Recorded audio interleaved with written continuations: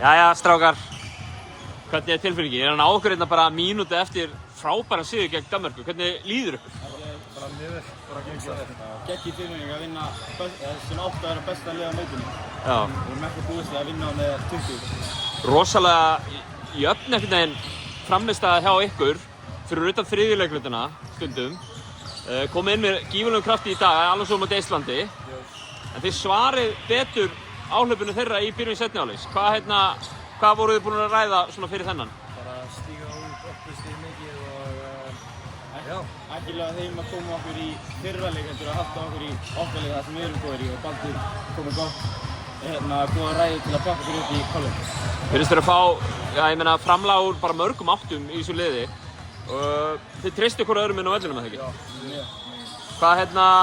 Hvernig líst ykkur á svona framhaldi í þessu? Ég meina, þeir náttúrulega svona eiginlega klúruðu þessu leika móti Svíþjóð þarna í lokin. En góða framistöðu samt svona heilt yfir. Hvernig líður ykkur með þetta? Bara mjög vel, bara komið.